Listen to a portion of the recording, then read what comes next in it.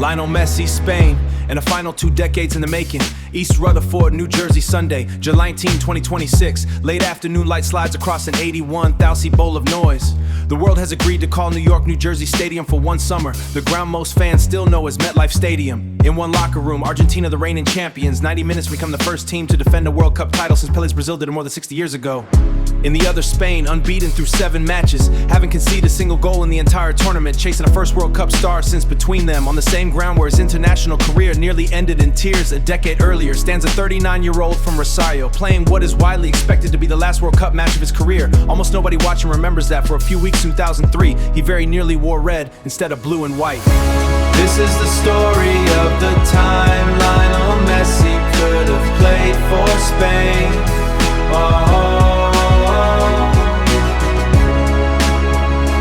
And why 22 years later, Sunday's final is the only answer the question ever really needed. Chapter 1. A boy too small for his talent. Rosario, Argentina, the late 1990s. A skinny kid tears up local youth football for Newell's old boys. Scoring at a rate that makes coaches do a double take, except he barely grows. Around age 11, doctors diagnose a growth hormone deficiency.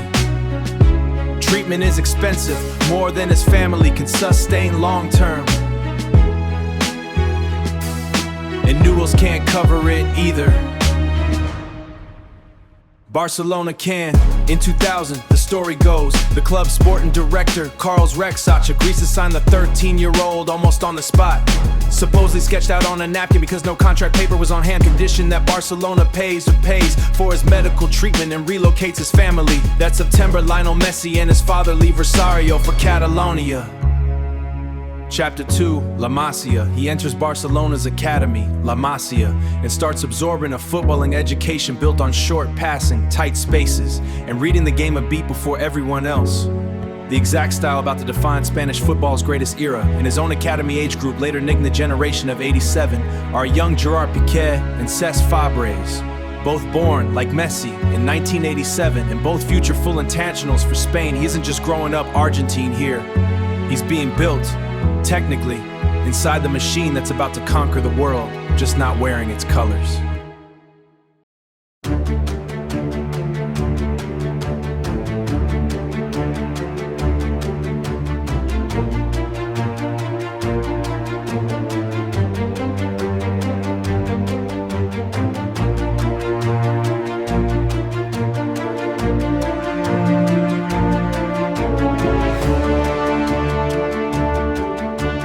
Chapter 3, 2 flags. Here's the detail most of the football world has forgotten. Under Spanish nationality law, immigrants from former Spanish colonies in the Americas can apply for citizens after 2 years of legal residency instead of the usual 10. Arriving in 2000, Messi is on that clock from day one, free, eventually, to choose either country, at least on paper. That quietly makes him one of the most fought over teenagers in world football, years before most of the world has even heard his name. Chapter 4, The Approach. By 2003, word has spread inside Spanish football that Barcelona has a 16-year-old unlike anything the academy has ever produced. Rexach flags him to contact inside Spain's federation, and Spain's youth setup takes real interest serious enough that, according to people on the Argentine side at the time, an offhand remark from Spanish Federation staff to an Argentine youth coach made the stakes unmistakable. If Argentina didn't act fast, Spain would happily take the player they were letting slip through their fingers.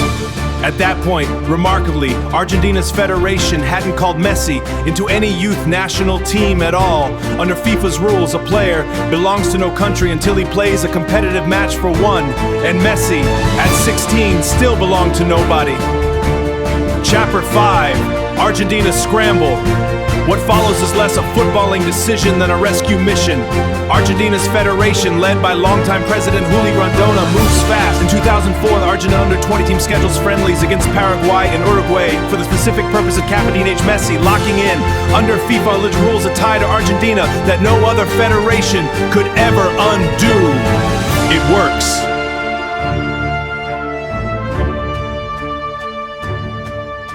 By the time most of the football world learns his name, the decision has already been made, not in a press conference, but in two hastily arranged youth friendlies. Almost nobody outside Argentine football was watching.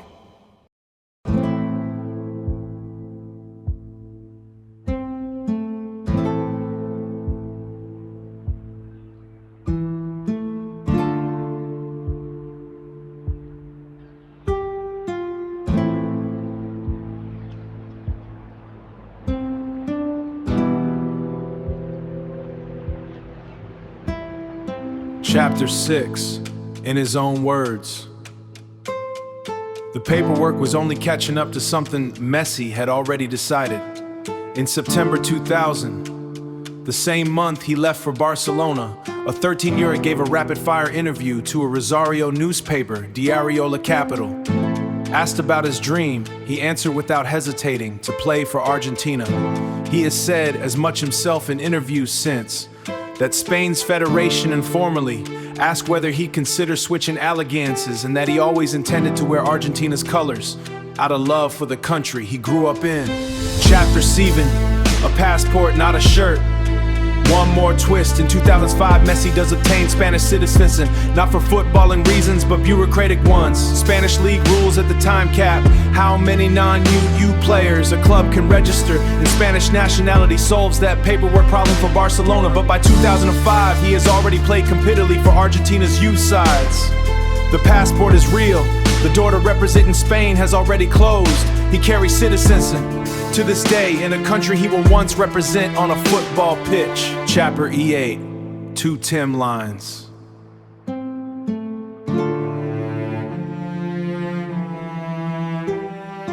Here's what actually happened next on both sides of that fork in the road.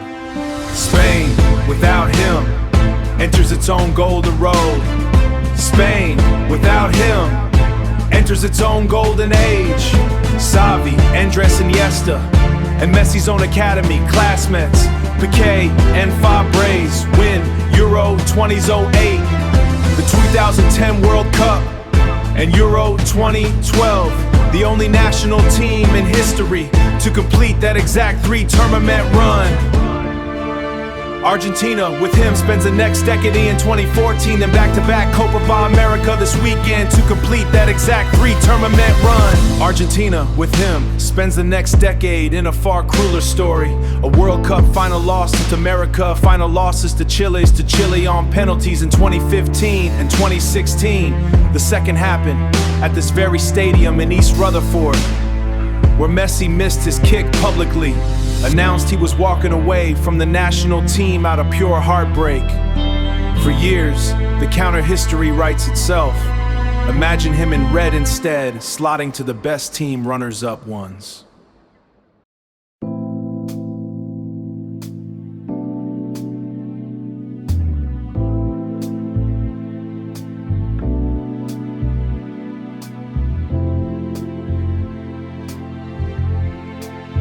Then the story turns, Messi's Argentina wins the 2021 Copa America at the Maracana, beating Brazil on Brazilian soil.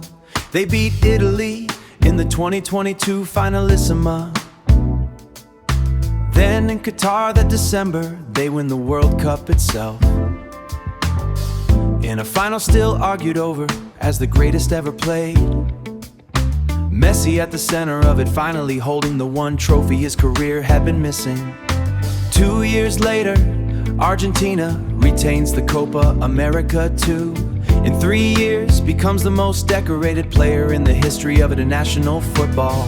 Not despite the years of staying loyal through heartbreak, but the story now insists because of them. Spain, meanwhile, has quietly built something new. Its breakout star is another La Masia product.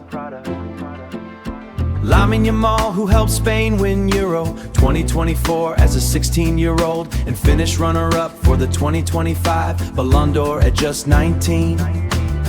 He arrives at this World Cup as the tournament's most closely watched player, not named Messi. It's hard for anyone covering this final to resist the framing. The academy that trained the boy Spain once tried to sign has now produced the boy who might inherit his throne.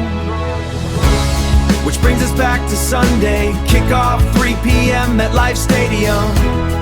Argentina and Spain haven't met in a competitive match in 60 years.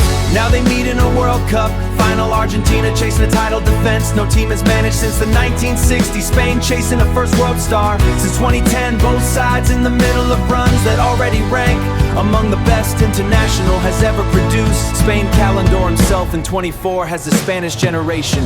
Draws its belief directly from watching the 28-2012 side chase something that once seemed impossible for Spanish ball. It is unavoidably the very team Messi so narrowly didn't join.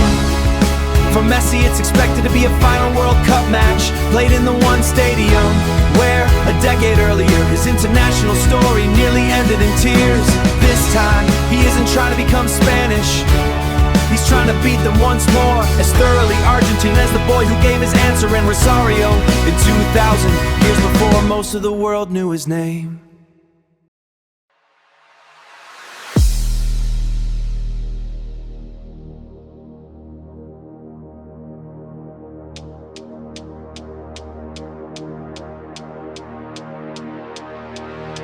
So, should Lionel Messi play for Spain? He already answered that. Not through the residency law that made it possible, and not through the Spanish passport he still carries, but through a newspaper interview at 13. And then again, through 2 youth friendlies. Argentina arranged in a hurry, specifically to make sure no one could take him away. Spain didn't need him to become the best team on the planet. They proved that from 2008 to 2012, and their newest generation may prove it again this weekend. Argentina didn't just want him for 2 decades. An entire footballing identity was built on the hope that the loyalty would eventually be repaid. On December 18, 2022 in Qatar it was. Messi never wore Spain's shirt. As of Sunday, he doesn't need to. 22 years after Spain almost got him, and a decade after this exact stadium broke his heart. Football has arranged on its own the only rematch capable of settling it. Not a switch of allegiance, but a final. The boy they almost kept against the country he never left.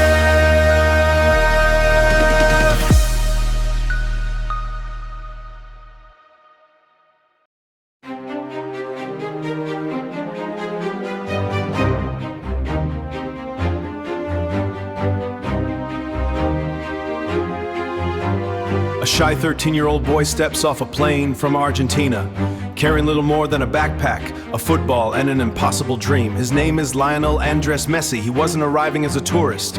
He wasn't visiting relatives. He was arriving to begin a completely new life within weeks. Barcelona became more than a football club. It became his home, his language, his culture. Spain would shape nearly every aspect of the footballer the world would come to know simply as Messi. But that raises one of football's greatest what-if questions. Should Messi have played for Spain instead of Argentina? This is not a story about changing history. This is not a story's football changing history. It is the story of how close football came to witnessing one of the greatest nationality decisions ever. Growing up Spanish, when people think of Messi, they think of Argentina. But when Messi became a man, he did so in Spain between the ages of 13 and 34. He spent almost his entire adult life in Barcelona. He learned Catalan, he perfected Spanish. He attended school there, he built lifelong friendships there, he paid taxes there, he raised a family there. His children were born in Barcelona for more than 2 decades. Every morning began in Spain, every training session, celebration happened in Spain. His football identity wasn't built in Rosario, it was refined in Barcelona. Barcelona was more than a club. The famous phrase says Messi un club, more than a club. For Messi, it was almost an entire nation. He entered La Masia as a teenager. He shared meals with Spanish teammates, studied with them, locked with them, trained with them every single day. He celebrated birthdays together, shared victories, shared defeats. Barcelona wasn't divided into Argentinians and Spaniards. Slowly, Messi wasn't simply adapting to Spain. He became part of Spanish football culture himself. Every heartbeat, every choice. The man he became on the pitch was forged on the soil of Cottonian sun. A story of a boy, a ball, and the two worlds that made him whole.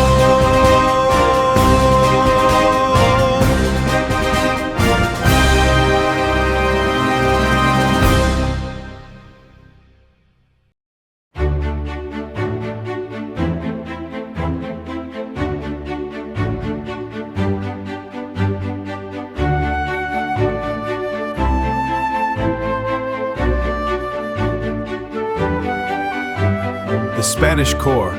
Throughout his career, Messi played alongside an extraordinary generation of Spanish players. Xavi, Iniesta, Puyol, Busquets, Piqué, Pedro, Jordi Alba, David Villa, these weren't occasional teammates. Many played with Messi for over a decade. Together they built perhaps the greatest club-side football has ever seen. The chemistry looked almost supernatural. They simply understood each other.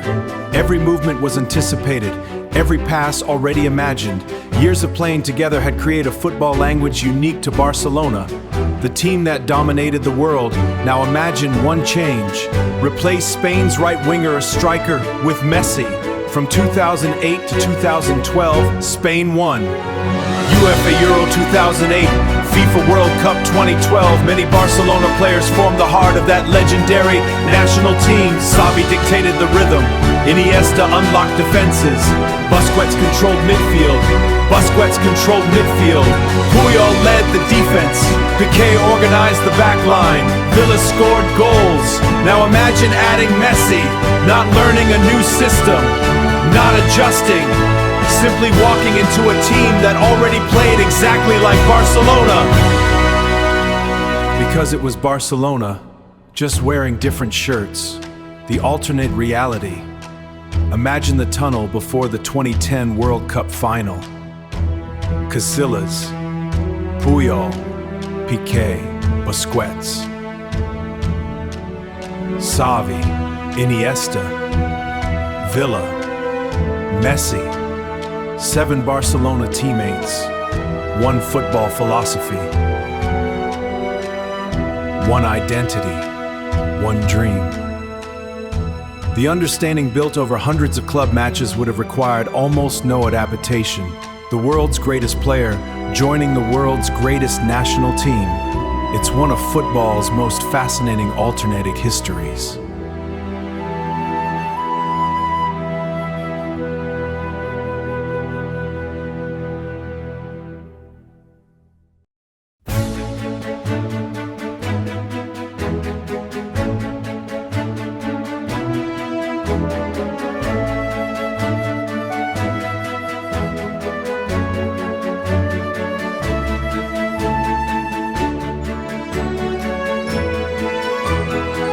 Why Spain wanted him.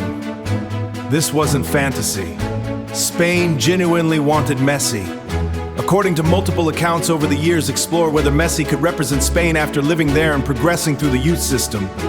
Under FIFA regulations at the time, a switch could have been possible before he became tied to Argentina at senior level. Legally, the pathway existed. Football-wise, everyone knew what it could mean. A player already thriving in Spanish football joining Spain's golden generation. Why it never happened? But there was one problem. Messi never stopped being Argentine. No matter how many years he spent abroad, Rosario remained home. His childhood dreams wore sky blue and white. He had watched Diego Maradona. Even while becoming Barcelona's greatest legend, he always felt emotionally connected to his birthplace. When Argentina called him for youth football, he accepted immediately. That single decision closed the Spanish chapter forever.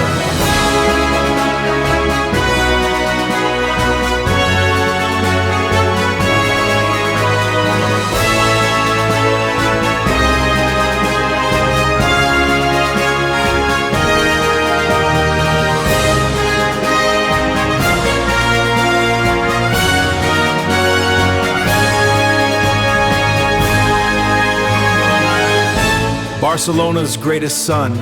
Ironically, Barcelona supporters never needed Messi to wear Spain's shirt. To them, he already represented everything Barcelona stood for. Humility, teamwork, technical perfection. Year after year, Messi carried the club to historic heights, more than 670 goals, dozens of trophies. Countless unforgettable nights. Camp Nou became his cathedral. Spanish football became his kingdom. Even without playing for Spain, Messi transformed Spanish football forever. Messi transformed Spanish football forever.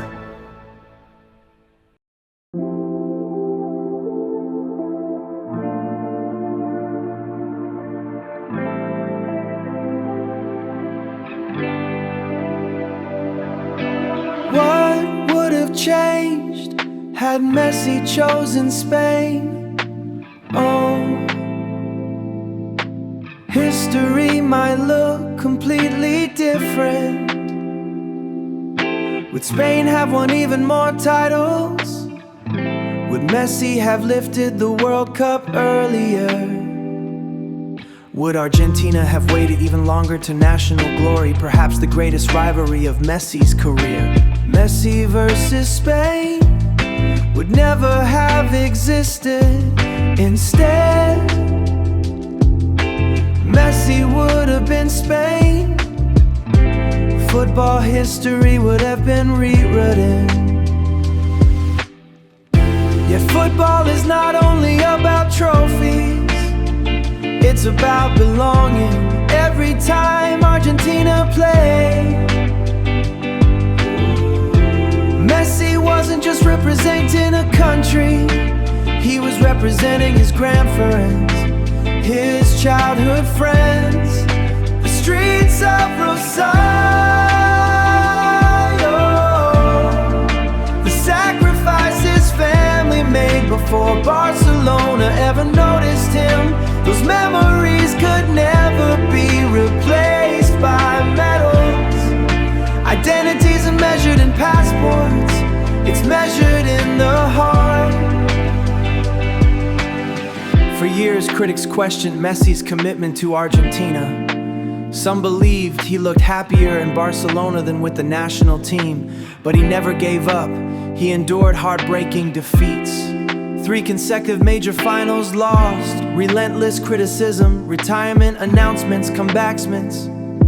Then came redemption. The 2021 Copa America, finally the image every football fan will remember forever. Messi lifting football's greatest prize, not in red, not in Barcelona colors, but in Argentina's iconic sky, blue and white. Messi's story belongs to 2 countries. Argentina gave him life. Spain gave him the environment to become the greatest version of himself. Rosario created the dream, Barcelona polished the masterpiece, the other shaped his football. Without Argentina, there is no Messi.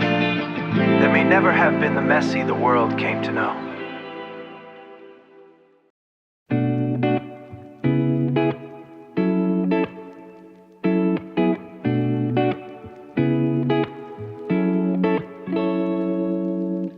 La Masia when Messi became one of them. When Lionel Messi first arrived in Barcelona in 2000, he was still unmistakably Argentine. His accent, his customs, and his childhood memories all belong to Rosario.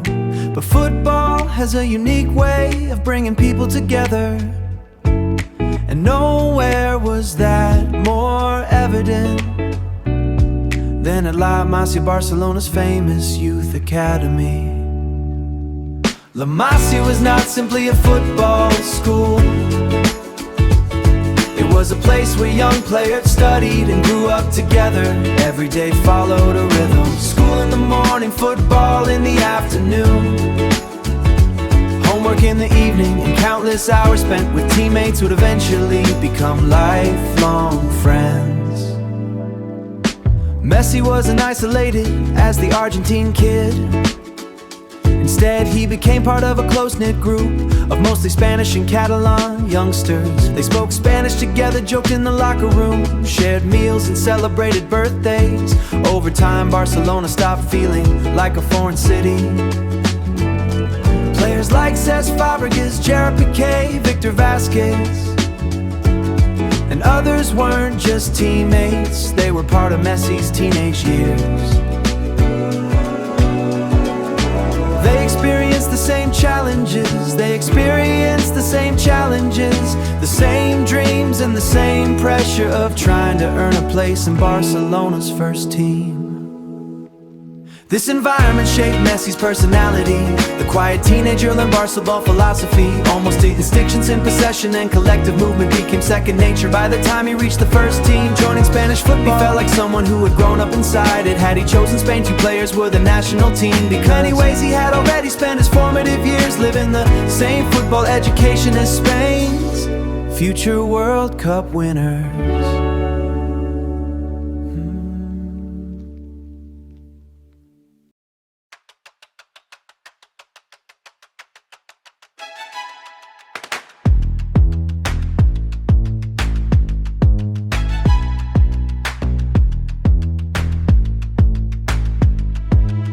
Barcelona and Spain, the same football DNA.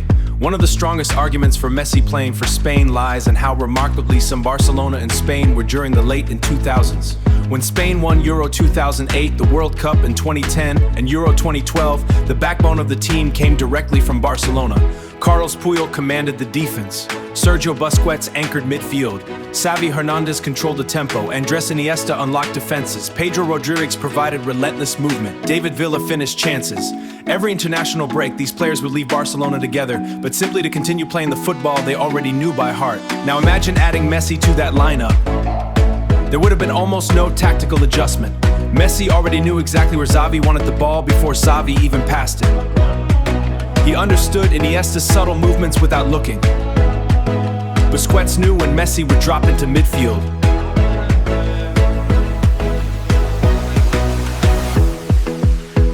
Dani Alves often joked that playing with Messi became almost automatic because the understanding was built over thousands of training sessions. This wasn't chemistry developed over a few international camps. It was chemistry built over years of daily football. Some football historians argue that Spain's possession game might have become even more devastating with Messi, acting as the ultimate false nine. Others believe Spain's already dominant team could have levels no international side has ever achieved. It's impossible to know. But the tactical fit was almost perfect. Could Spain have become the greatest national team ever? Spain's golden generation is already regarded as one of football's greatest national teams. Between 2008 and 12, they achieved something no men's national team had ever done: trophies. Yet critics often point to one weakness. Spain occasionally struggled to score goals. Many victories came matches was extraordinary. but they sometimes lack the clinical edge possessed by teams built around prolific forwards. Now consider replacing that weakness with Lionel Messi, the player who consistently scored over 50 goals a season, the player who combined creativity with extraordinary finishing, the player capable of deciding matches through moments of pure brilliance. Would Spain have beaten Switzerland in the 2010 group stage? Would they have scored more comfortably against Portugal, Paraguay, or the Netherlands? Would Euro 2012's famous 40 final have been even more emphatic? These questions have no definitive answers. Football rarely follows predictions. Messi would have Spain's tactical identity change almost seamlessly. The result might have been the closest football has ever come to perfection.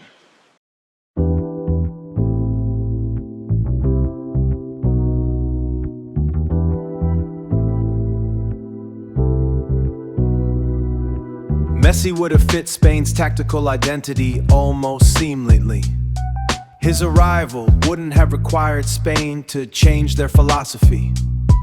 Instead, Spain's philosophy would have amplified Messi's greatest qualities.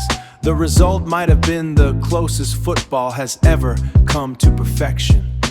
Why the decision made Messi's story greater? Looking back today, it's easy to wonder what Messi could have won with Spain. Perhaps another World Cup, perhaps another European Championship, perhaps an international career filled with fewer disappointments. But greatness isn't measured only by how many trophies a player collects. Sometimes it's measured by the difficulty of the journey.